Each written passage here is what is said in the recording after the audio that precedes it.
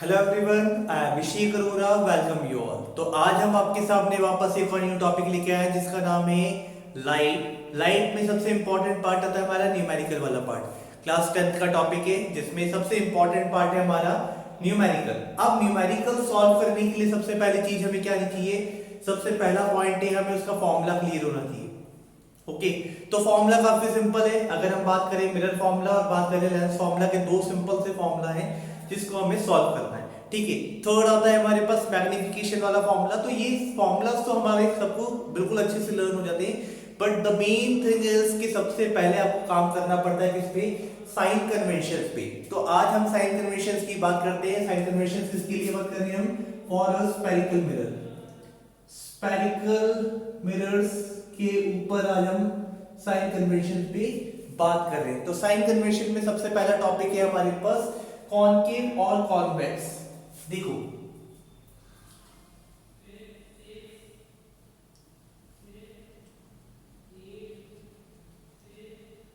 ये हमारे पास कोई भी मिरर है। ये मिरर कैसा दे रखा है हमें? कॉनकेव मिरर गिवन है। ठीक है, अगर हमने यहाँ पे पीछे शेडेड पार्ट कर रखा है, दैट मींस क्या है? यहाँ पे इसकी पॉलिश हो रखी है और ये कैसा सरफेस हो गया हमारा? रिफ्लेक्टिंग सरफेस फ्रंट में पार्ट है। ठीक है, अब देखो इसमें काम कैसे होगा। अगर हम कॉनकेव की बात करें तो कॉनकेव मिरर है, यहाँ पे हमारे पास अगर हम मैथ्स वाले पार्ट से कंपेयर करें, ठीक है, साइन कन्वेंशन टोटली किस पे बेस्ड होता है? हमारे मैथ्स वाले पार्ट पे बेस्ड होता है। जैसे यहाँ पे हमारे पास कार्टेशियन प्लेन होता है, ये होती है हमारे पास एक्स एक्सिस। ठीक है, ये कौन सी होगी? X dash. एक्स डैश को क्या बोलते हैं? नेगेटिव ऑफ एक्स कहते हैं। सिमिलर वे में यहाँ हमारे पास वाई एक्सिस होगी और नीचे हमारे पास बॉटम वाले बिलो वाले पार्ट में क्या होगा? वाई डैश एक्सिस होगी। तो ये हमारे पास कार्टेशियन प्लेन है। अब मैथ्स की कार्टेशियन प्लेन से हम इस साइन कन्वेंशन को कंपेयर करते हुए सॉल्व करेंगे। देखो, ये वाला पार्ट कैसा होता है हमारा? Positive x axis. कैसा पार्ट होता है ये? एक्स एक्सिस कैसी होती है? पॉजिटिव एक्स एक्सिस होती है। ये वाला पार्ट कैसा होता है हमारे पास?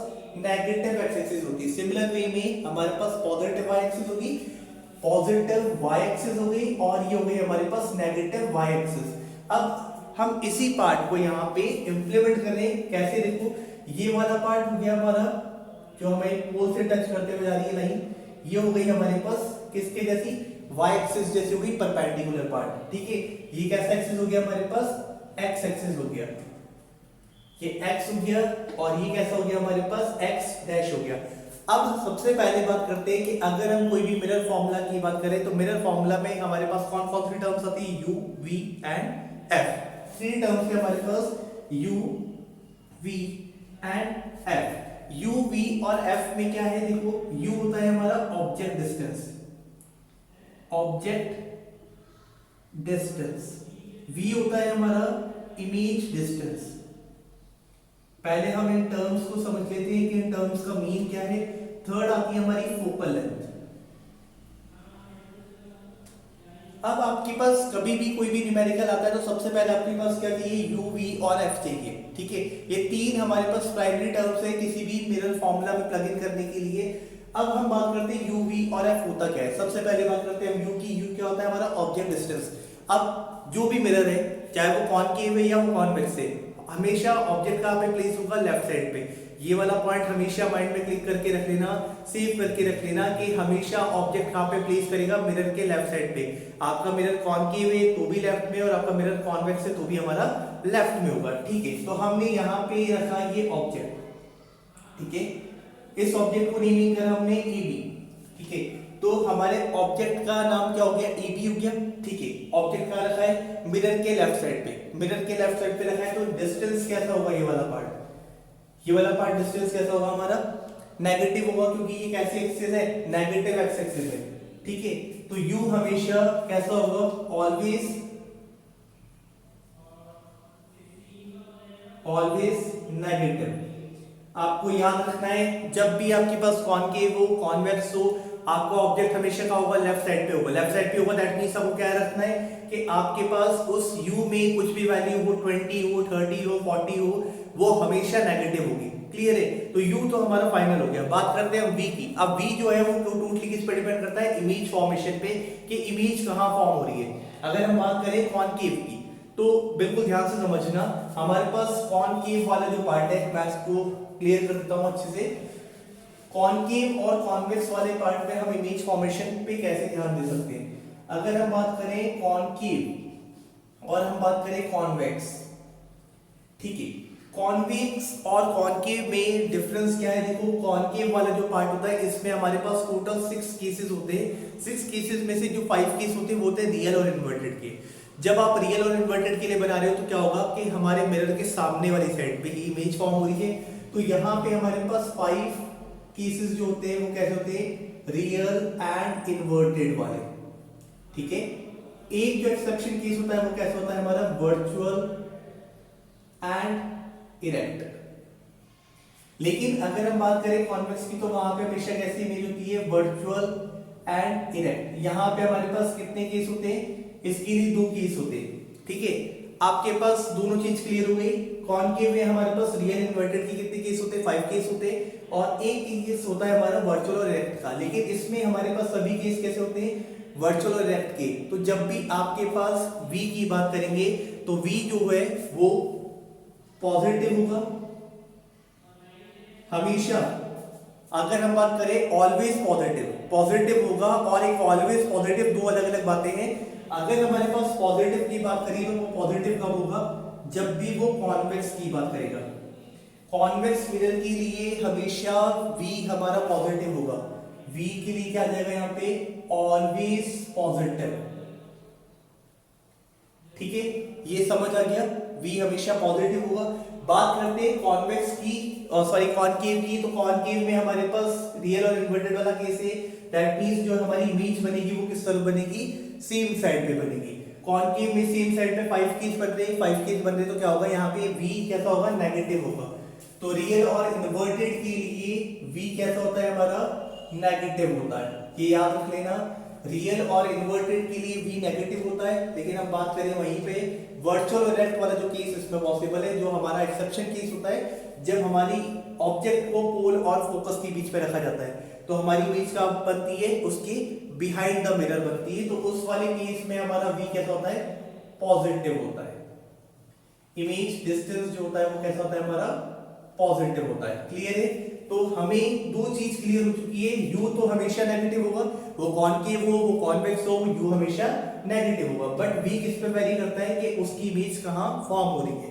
थर्ड केस आता है हमारा फोकल लेंथ का। अब फोकल लेंथ की बात करते हैं तो फोकल लेंथ को समझना बहुत आसान है। देखो फोकल लेंथ को कैसे समझ सकते हैं, देखो कि फोकल लेंथ कब पॉजिटिव होगी कब नेगेटिव होगी। ये हो गया हमारा फोकस, ये हो गया हमारा सेंटर ऑफ कर्वेचर।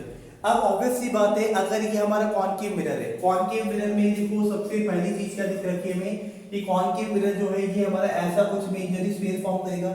जब इमेजिनरी स्पेस ऐसे फॉर्म करा तो ये सेंटर ऑफ कर्वेचर होगा, ये फोकल होगा। जब सेंटर ऑफ कर्वेचर और फोकस यहाँ पे मिल रहे हैं तो फोकस कॉनकेव के लिए कहां मिल रहा है हमें, सेम साइड पे मिल रहा है। तो सेम साइड पे मिल रहा है तो उसकी लेंथ कैसी होगी, नेगेटिव होगी। तो फोकस जो फोकल लेंथ है वो हमारी पॉजिटिव भी होती है और वो हमारी नेगेटिव भी होती है। पॉजिटिव और नेगेटिव दोनों चीजों को ध्यान देना। पॉजिटिव कब होगी, जब वो कैसा मिरर होगा हमारा, फॉर कॉनकेव। कॉनकेव के लिए फोकल लेंथ हमेशा पॉजिटिव होगी, सॉरी कॉनकेव के लिए हमेशा पॉजिटिव कब होगी, जब हम कॉन्वेक्स की बात करेंगे। क्यों, क्योंकि कॉन्वेक्स वाला पार्ट कहां पे फोकल लेंथ दे रहा है, जब हम ड्रॉ करते हैं किसी भी कॉन्वेक्स को तो कॉन्वेक्स का फोकस कहां पर आता है, इस साइड पर आता है, राइट हैंड साइड पे। तो हमारा कॉन्वेक्स कहां पर आ रहा है, पॉजिटिव पे आ रहा है। और अगर नेगेटिव की बात करते हैं तो नेगेटिव में क्या आएगा हमारे पास, कॉनकेव आएगी। क्लियर। तो हमें ये चीज क्लियर हो चुकी है, फोकल लेंथ पॉजिटिव भी हो सकती है नेगेटिव भी हो सकती है। पॉजिटिव कब होगी, जब हमारा कॉन्वेक्स होगा। कॉनकेव के लिए क्या होगी, हमेशा नेगेटिव होगी। तो ये हमारा बेसिक पार्ट हो गया जिसमें हमने u v और f के बारे में बात कर ली। अब नेक्स्ट बात करते हैं हम हाइट ऑफ इमेज और हाइट ऑफ ऑब्जेक्ट के लिए। ठीक है, नेक्स्ट हमारे पास है height of image and height of object. तो देखो इसको कैसे समझते हैं हम। मैग्निफिकेशन जो है वो टोटली किस पे डिपेंड करती है, हाइट ऑफ इमेज और हाइट ऑफ ऑब्जेक्ट पे, या फिर u और v पे। तो m होता है हमारे पास मैग्निफिकेशन। मैग्निफिकेशन किस पे डिपेंड कर रही है, hi/ho। एच आई मतलब हाइट ऑफ इमेज और H O means height of object. तो यहां पर हो गया हमारे पास हाइट ऑफ इमेज अपॉन ये हो गया हमारे पास हाइट ऑफ ऑब्जेक्ट। तो हमारे पास हाइट ऑफ इमेज और हाइट ऑफ ऑब्जेक्ट से बहुत चीजें क्लियर हो गई कि हमारे पास ये भी पता लग जाएगा कि उसकी मैग्निफिकेशन क्या होगी। ठीक है, जैसे सपोज हाइट ऑफ इमेज और हाइट ऑफ ऑब्जेक्ट का जो रेशियो दे रखा है हमें, तो उससे क्या क्लियर होगा। सबसे पहली चीज है हाइट ऑफ इमेज और हाइट ऑफ ऑब्जेक्ट अगर इक्वल होगी, दैट मींस दोनों का टोटल सपोज दोनों 5 है, तो मैग्निफिकेशन कितना हो जाएगा हमारा 1 हो जाएगा। क्लियर है। सेकंड पार्ट की बात करते हैं, हाइट ऑफ इमेज अगर सपोज हाइट ऑफ इमेज अगर ग्रेटर है हाइट ऑफ ऑब्जेक्ट से, मतलब सपोज ये 4 है ये 2 है, तो 4/2 दैट मींस 2, तो मैग्निफिकेशन क्या हो रही है, मैग्निफिकेशन जो है वो ग्रेटर देन 1 होगी। थर्ड केस की बात करते हैं, थर्ड केस है हमारे पास हाइट ऑफ इमेज जब स्मॉलर है हाइट ऑफ ऑब्जेक्ट से, मतलब कोई भी हमारा प्रॉपर फ्रैक्शन हो गया, तो दैट मींस वो पॉइंट पाएगा, तो मैग्निफिकेशन क्या होगी, लेस देन 1 होगी। क्लियर है। अब सेम थिंग अगर हम ऑब्जेक्ट और इमेज को प्लेस करते हैं किस पे, हमारे प्लेन के ऊपर, तो सपोज मैं यहां पे अगर ऑब्जेक्ट को प्लेस कर रहा हूं, हाइट ऑफ ऑब्जेक्ट की बात करते हैं, तो हाइट ऑफ ऑब्जेक्ट मतलब कैसे देखा जाता है, देखो ये कैसी एक्सिस है हमारी, पॉजिटिव एक्सिस है, तो y एक्सिस के अलोंग अगर परपेंडिकुलर डाल रहे हैं हम एक्स एक्सिस पे, अगर अपवर्ड जा रहा है तो अपवर्ड जाएगा तो क्या होगा, ये पॉजिटिव होगी।